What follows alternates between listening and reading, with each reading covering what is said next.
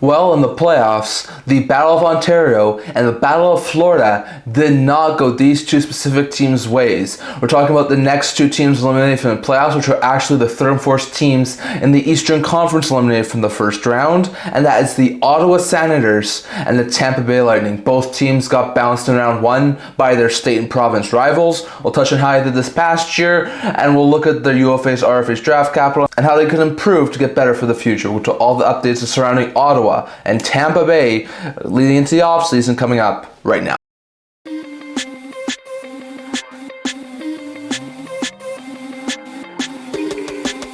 Hello everyone, welcome back to another video here at the End-to-End Hockey channel. For reason, don't forget to like this video and subscribe down below. Thank you for all of your support. I would never be able to do this without all of you guys. So if you haven't already, don't forget to subscribe button down below. Don't forget to comment. It really does help out the channel. We're on the road to 500 subscribers. So in today's video, we're once again doing another off-season preview video. In today's video, we're looking at the Senators and the Lightning. Both of these teams had battles of Ontario and Florida in their first round series. The Senators got the Maple Leafs, the Bolts got the Panthers, so it was very interesting first round series between those two teams. But the Bolts and the Senators got the short end of the stick and were the third and fourth teams eliminated from the playoffs. So I'll touch on both these teams, how they did in the playoffs, the UFA's, RFA's, and draft capital, and then I'll give you 5 ways I think they can improve in the offseason as usual. So we'll start with the Tampa Bay Lightning. They had a pretty good record, hit 47-27-8 record, which is over 100 points. They were second in the Atlantic Division. They had a really good season. In the preseason, was expecting them to fall off, maybe hit in the low 80s, high 70s, somewhere around there. They completely blew my expectations out of the water and made the playoffs. And they were hosting their Florida rivals and the Florida Panthers. But the Panthers were way too much for them, and the Bolts got steamrolled, lost in 5 games for the second consecutive season, and have only won 4 playoff games over the last 3 years, after the 3 previous years making it to 3 straight Stanley Cup finals. So the Bolts have definitely gone down in production since those 3 Stanley Cup finals. If you look at their point scoring, goal scoring leaders for the playoffs and for the regular season, in the regular season, Kucherov led the team with 121 points and was one, if not, I think, the leading point scorer in the NHL. Like, Kucherov was lethal all season long. Brandon Hagel had 90 points. I don't think anyone was expecting this. Hagel's a really good second, third line player. I don't think anyone was expecting him to hit a 90-point season, most of those points being 5-on-5 points. So very interesting stuff there. And Braden Point himself had a point per game season, hitting 82 points. So Point, Hagel, Kucherov all hit above point per game status. That is scary. Those were really good seasons from all 3 of those guys. So very interesting stuff there. But Kucherov, Hagel, Point were really good point players. Meanwhile, if you look at their goal scoring, Point had 42 goals, Gensel had 41 goals, and Kucherov had 37 goals. 3 guys had 35 plus goals. That is insane. There were a couple of other guys who had 30 goals too. So the fact of how many goal scorers and point producers this was on this team is insane. So the Bolts were really good offensive-wise in the regular season. In the playoffs, it came crashing down. Jake Gensel was the team's leader in the playoffs in points with 6 points, followed by Gage Goncalves and Kucherov, who have 4 points. So if you have Goncalves, who's a really young bottom 6 forward, being tied for second on the team in points scoring in the playoffs, you got problems. So interesting stuff there, but the Bolts didn't have a whole bunch of really good goal scorers in the playoffs. It's not as bad as the Habs or the Devils, but it's not overly great. And then Gensel led the team with 3 goals, and Paul and Point both had 2 goals in that first round series. So once again, not very many players had more than 1 goal in that first round series, and it's a big reason as to why that team wound up being eliminated. So interesting note there. If you look at some of their advanced stats, if you look at the goal scoring, they were in the regular season the best goal scoring team in the entire NHL. They had 292 goals for, which was first in the NHL. So they were lethal offensively. Defensively, 216th in the NHL. It's 4th best. It's a top 5 unit on the goals against side. It's not a top 3 unit, but it's still really good, only giving up 216 goals against. So that way, Tampa was really good. Their power play, their PK were both also in the top 10. Power play was 5th ranked with a 25.9% power play. PK was 6th ranked with a 81.6% PK unit. This Bolts team in the regular season had a top 6 everything. A top 6 penalty kill, a top 6 power play, a top 6 goals against, and they were the best team goal scoring in the entire NHL. So they had really good stuff there on the advanced stats in the regular season. And the playoffs, completely different story. They were tied for 14th in both the goals for and goals against category. 2.40 goals for, 3.80 goals against. You're not going to win very much with those sorts of numbers. Same thing like Montreal, same thing like New Jersey. Their offense dissipated and their defense collapsed. If you look at their power play, 11.1% of the power play, 15th in the playoffs. The only team that they're ahead of is the New Jersey Devils, who now score a singular power play goal in the postseason. So that's not overly good. Penalty kill wise, they were about average, 75% on the PK, 8th in the NHL. So it wasn't a bad penalty kill, but their goal scoring dried up, their goals against sucked, and their power play really didn't do them very much. So interesting note there. They currently have a projected $5.81 million in cap space for this upcoming season. 3 reasons I think this team were eliminated from the playoffs this year. 1, poor play from Vasilevsky. Vasilevsky has one of the lowest goals against averages in the postseason for any goaltender who thinks played like above 3 games. Like, Vasilevsky did not have an overly great playoffs. Sort of like Vasilevsky from the past 2 seasons, he did not look overly good. Vasilevsky last year was a lot better than Vasilevsky this year in the playoffs. So I definitely think that the poor play from Vasilevsky in the postseason this year was a major reason as to why this Bolts team was eliminated in round 1. The number 2 was a terrible power play. Like I said, 11.1%. I think they only had 2 power play goals. They had an abundance of opportunities to put the puck in the net. I even think they had a 5-minute major in one of those games against Florida, and they weren't able to capitalize. Like, this power play unit, which was 5th in the NHL all season long, dried up in the first round of the playoffs, and that's a big reason as to why they got first rounded by the Florida Panthers. And the third reason was top 6 vanished. If you look at what their top 3 point scorers were, that means Hagel, Point, and some of those other big guys all had 3 or less points in that first round series. That is not going to cut it when you're playing a team who's the defending cup champs and looking to go to their 3rd straight cup final. That's just not going to cut it for Tampa. So in my opinion, the poor play from Vasilevsky, the terrible power play, and the top 6 vanishing were the 3 main reasons, in my opinion. I think they were eliminated in 5 games by the Florida Panthers. So interesting to note there. Those are their advanced stats, their other stats. Those are the 3 reasons I think they missed. Going over to the UFAs, RFAs, and their draft capital for this upcoming season. So if you look at their UFAs, they have a couple of interesting ones here. They have Cam Atkinson, Yanni Gourde, Logan Brown, Fortier, Glendening, Perbix, and Santini. Now, Brown, Fortier, and Santini all did not play at the NHL level this year, so I could see maybe 1 or 2 of them be brought back as like depth guys. Wouldn't be surprised if most of those guys left. You have Cam Atkinson, who had 4 goals, 9 points in 39 games. Was a decent 4th liner, spare forward. Maybe will be brought back, but I definitely think he'll test free agency. You have Luke Glendening, who had 4 goals and 7 points in 77 games. Same sort of thing as like Atkinson. Could definitely see him leave and test free agency. You have Nick Perbix, who had 6 goals and 19 points in 74 games. Has actually worked out quite well as a decent 4 or 5 defenseman on the Bolts. I think they would like to bring him back, but with what he could potentially get on the open market, I would not be one bit surprised if the Bolts aren't able to go after him and he hits the free agent market. And then you have Yanni Gourde, who had 7 goals and 31 points in 57 games.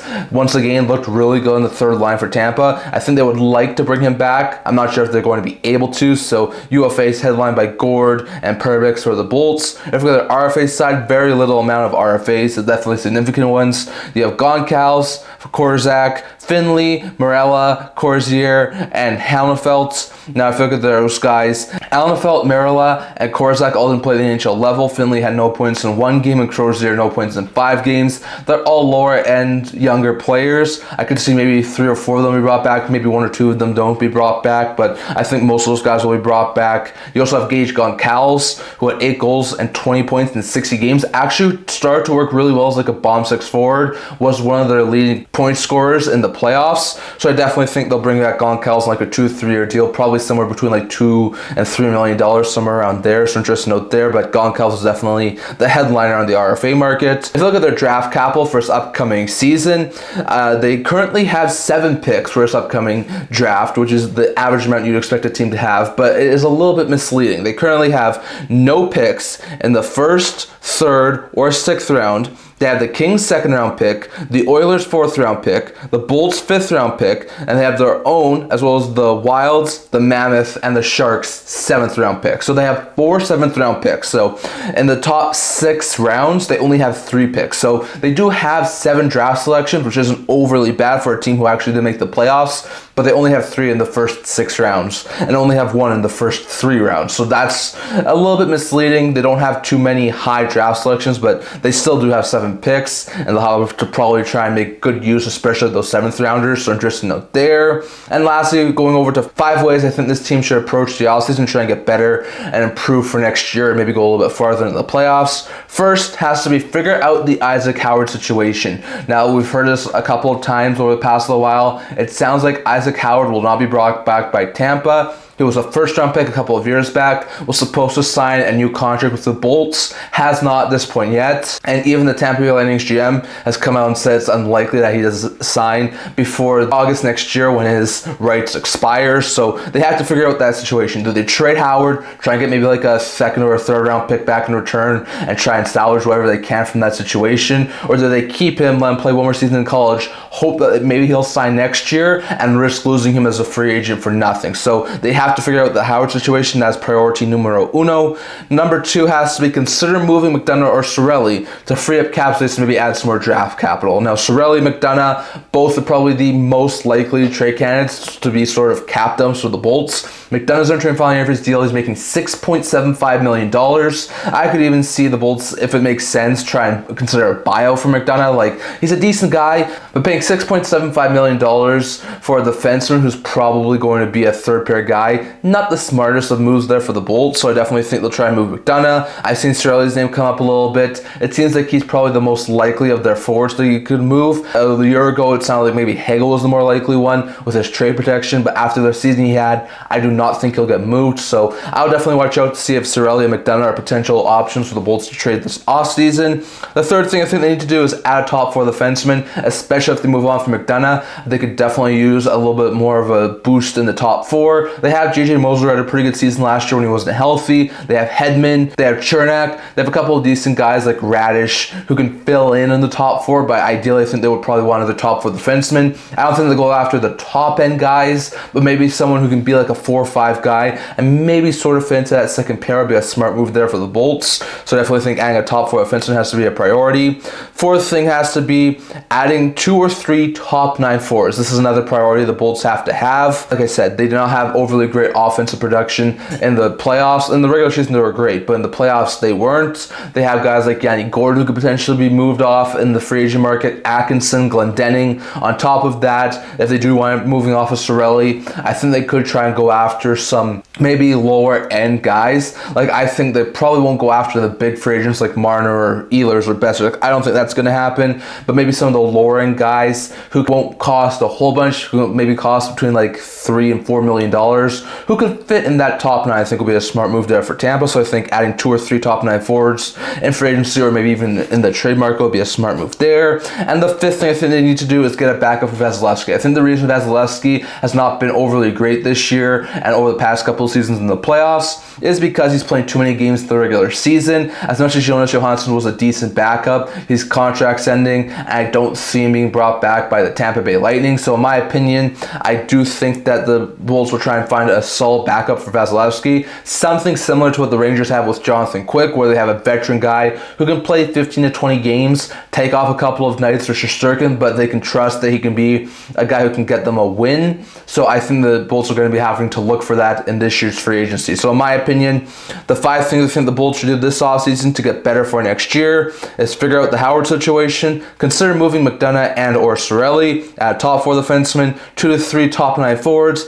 and find a backup for Vasilevsky. And in my opinion, if they can do all these things, I think they could finally make it past round 1 for the first time in 4 years next season. So that's my opinion on Tampa Bay. Next, going over to the Ottawa Senators. Now, when it comes to the Ottawa Senators, they have one of their best seasons in a long time. They had a 45-30-7 record, finished with 97 points, nearly hit the triple-digit mark, were the first wildcard team in the Eastern Conference, and they finally made the playoffs. An 8-year playoff drought is broken. That is fantastic. It was about time one of those Atlantic Division teams, like Ottawa, Montreal, Detroit, or Buffalo, were able to pass a Boston, Tampa, Florida, or Toronto, and Ottawa finally did that, as well as Montreal, to make the playoffs. So that's very interesting note there. Now, they were not overly prepared for the playoffs. They are an inexperienced team. Most of the players on that Senators team did not have any playoff experience at all, so they got down 3-0 against Toronto. They made an interesting series, and that series actually lasted longer than all of the other Eastern Conference series, even though Ottawa was down 3-0, but they did wind up losing 6 games to their Ontario rivals in Toronto. So they did do really good. I'm really happy with how well that season went for the Ottawa Senators and how good they did towards the end of that playoff series, and they can use that as a building block for next year. But still, it was a one-and-done season as they lost to their Ontario rivals. Now, if you look at their point and goal scoring leaders for last year in the regular season and in the playoffs, in the regular season, Tim Stützle led the team with 79 points, Batherson was second with 68, and Sanderson with third 57. So not what you want to see. This team definitely had some goal scoring problems. Like, I know Tkachuk was injured for quite a bit of time, which was not higher on this list, but still, like, you want to see a couple of those guys hit the 60, 70 point mark. I know Stützle hit the 70 point and Batherson hit the 60 point plateau, but you still want to see him do better. Tkachuk had 29 goals, Batherson 26, and Stützle 24, so the Senators did not have a singular 30 goal scorer. Now, Tkachuk, if he was healthy, might have hit the 30 goal mark, but still, they need to get some more goal scoring production from that team, and I think they will be able to do so next year, but they really need to try and get some more goal scoring. If you look at their team in the playoffs, Tkachuk led the team with 7 points, a solid playoff run there from Tkachuk, while Giroux and Stützle were second on the team and third on the team with 5 points. So once again, you want to see him have a little bit more goal scoring, especially in the playoffs too, but it wasn't as bad as some of those teams like Montreal or New Jersey we've seen. Tkachuk also led a team with 4 goals, while Perron and Stützle both had 2 goals, so at least they were able to get someone who hit the 4 goal mark in the playoffs and a round 1 exit, which isn't overly bad, but still, like I said, you want to see 4 or 5, 6 guys at least hit 2 or 3 goals in the postseason. So that's interesting out there for Ottawa. If you look at some of the more advanced stats, if you look at the regular season, they had 242 goals for, which was tied for 18th in the NHL, and 232 goals against, which was 13th in the NHL. So they actually had a top half unit on the defending side of things, while their offense was just below league average. So it wasn't a terrible offense, and definitely not one of the worst offenses we've seen in these offseason preview videos, but it wasn't a great offense either. And the goals against side, they were actually in the top half of the league, so I think they had a pretty good season goals against wise. Their power play was 11th in the NHL, 23.8% power play units, while their penalty kill was 77.7%, which was 19th in the NHL. So you want to see the penalty kill be a little bit better, be above the 80% mark. Definitely not something that they really want to see at this point, being below the 80% mark, but they were still only 19th in the penalty kill wise. They were 11th in the power play unit, 13th in the goals against, tied for 18th in goals for. Like, they weren't 20 or lower in any of the stats in the regular season, which was good. And if you look at their playoff stats, they're not as bad as some of those other Eastern Conference teams. They had an average of 2.67 goals per game, which was tied for 10th in the NHL. They had an average of 3.17 goals against per game. That was 10th in the NHL. They had a 20% power play unit, which was 11th in the NHL, and they had a 64.7% PK unit, which was 14th in the NHL. So the penalty kill unit was not overly great, but the power play, the goals against, and the goals for were slightly below average in the playoffs so far this year. So, like I said, it's not great. You definitely want to see him score more goals. You want to see him play a little bit better defensively, but it's not as bad as we've seen some of the other teams in the postseason. So, interesting note there. They currently have $16.63 million in projected cap space for this upcoming season. If you look at the 3 reasons I personally think this team was eliminated, the first reason is too big of a hole to climb out of. They got themselves into a 3-0 hole against the Leafs.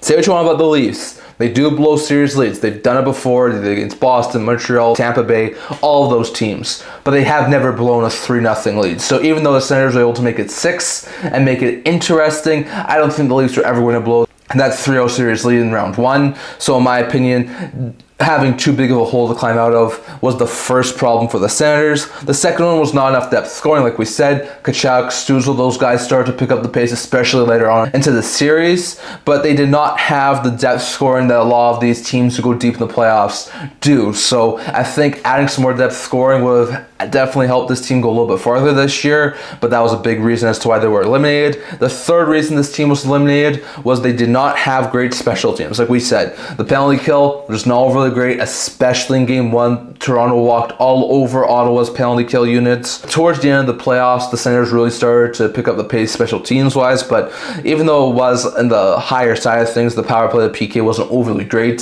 So that's the third reason I think this team was eliminated. So in my opinion, too big of a hole to climb out of, not enough depth scoring, and the fact they did not have great special teams in the postseason were the three main reasons I think they were eliminated in round one. Going over to their UFAs, their RFAs, and their draft capital for the offseason. So if you look at their UFAs, have a couple of interesting ones here. They have Claude Giroux, Matthew Highmore, Gaudette, Cousins, Cruikshank, Reinhart, Hamonic, Gilbert, Roos, and Forsberg. Forsberg had 11-12-3 record with a 2.72 GAA and 901 save percentage, but with the play of Merrill this past year, I think he'll hit the free agent market. You have Philip Roos, not getting into NHL action. Could see him maybe brought back on like a depth deal. You have Dennis Gilbert, who had 6 assists in 29 games. Travis Hamonic, who had a goal and 7 points in 59 games. I think both those guys will probably leave via free agency. You have Cole Reinhardt, who had a goal and 2 points in 17 games. Cruikshank, who had 2 assists in 8 games. Both are really young bomb 6 forwards. I could definitely see both of those guys be brought back. You have Nick Cousins, who had 6 goals and 15 points in 50 games. Gaudette, who had 19 goals and 26 points in 81 games. And Highmore, who had 2 goals and 6 points in 41 games. All three were really good bomb 6 forwards.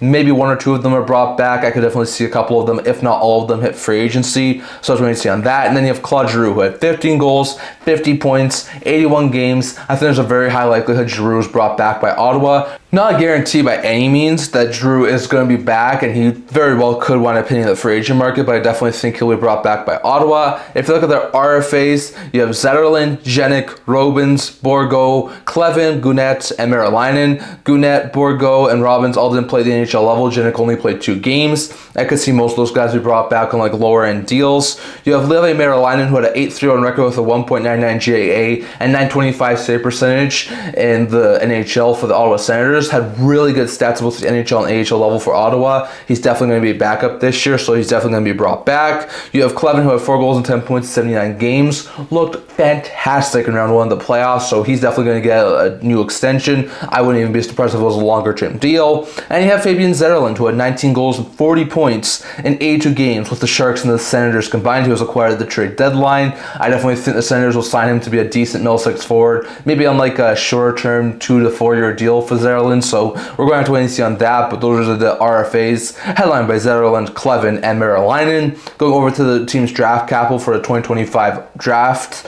So at this point in time, the Senators only have 6 draft selections for the upcoming offseason. It's not a whole bunch, but for a team who made the playoffs, it's not overly bad. They have their own first round pick, no second round picks, the Panthers 3rd, the Sharks 4th, and their own 5th, 6th, and 7th. So they have 4 of their 7 draft picks still with the organization. They don't have their 2nd, their 3rd, or their 4th. They do have the Sharks 4th, which is going to be a very high 4th round selection, and the Panthers 3rd, which will be a very low 3rd round selection. So very interesting note there. And once again, this could still change before the draft actually starts, but at this point in time, those are the draft capital that the Ottawa Senators have for this upcoming season. And lastly, going over to 5 ways I think this team can improve in the offseason to get better and make it past round 1 in the playoffs next year. So in my opinion, top priority, add a top 6 goal scorer. Like this team, like we talked about, they weren't atrocious goal scoring wise, but they could definitely use some goal scoring help. I've seen a lot of people link guys like Besser and Ehlers to the Ottawa Senators, and if it makes sense cap wise, I could definitely see the Senators be very interested in bringing those 2 guys in.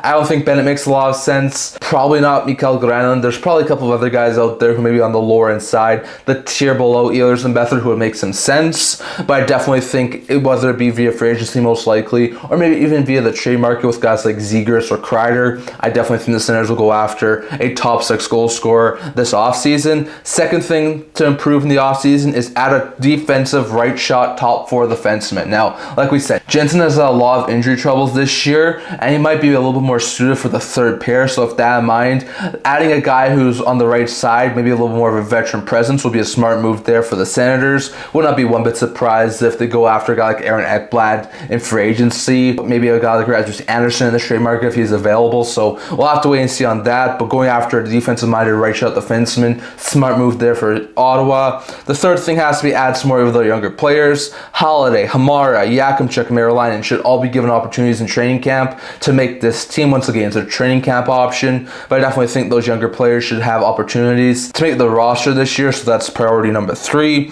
Priority number 4 is extension Pinto. He'll be entering the final year of his deal on July 1st, be eligible for a contract extension. That's something that the Senators really need to do. Pinto had a really great season, especially in the playoffs, and is starting to turn into a very fantastic third-line center. So if they can sign him to like something like a 4 to 5, maybe even 6-year extension, maybe at like a $5 to $6 million AAV, I think that'll be a smart move there for Ottawa. And the fifth thing I think they should do is at least consider a move of Perron or Batherson. I don't think they should move Batherson. I think they should keep him, but Batherson's name keeps coming up in trade rumors. So if it makes sense, if we can get them some sort of an upgrade, probably on the defensive end, I think they could consider a move of Batherson. When it comes to David Perron, he's entering the final year of his deal. He was a really good pickup there for the Senators this season, really helped out in the playoffs, but with his $4 million cap hit, I wouldn't be surprised if the Senators may moved on for him as like a cap dump. So we're going to have to wait and see on that. But those are the 5 ways I think this team will improve in the offseason to get better for next year. Adding a top 6 goal scorer, a top 4 defensive-minded right-shot defenseman, giving some of the younger guys opportunities, extending Pinto, and then moving one of Perron or Batherson would be a smart move, in my opinion, to get the All-Senators over the next hump and get to the second round of the playoffs next year. So in my opinion, that's my opinion on the Senators. That's my opinion on the Bolts. I'd like to hear your guys' thoughts. Are you surprised that the Senators and the Bolts were the 2 teams kicked out of the Battle of Ontario and Battle of Florida? Are you surprised that those are the sorts of seasons they've had? And what do you think they need to do in the offseason to get better and actually make a pass round 1 of the playoffs next year? Definitely do your thoughts on all of that down in the comment section below. That's all I'm going to talk about for today. Remember to like this video, and for legend, subscribe below. Thank you for all of your support. I would never do this without you guys. We're on the road to 500 subscribers, so if you haven't already, hit the subscribe button down below. Don't forget to leave a comment. Also a blog, talking about news, rumors, analysis, stuff like that, so check that out. I'll link that down in the description below. Can't I see you guys all for next video. See you guys soon.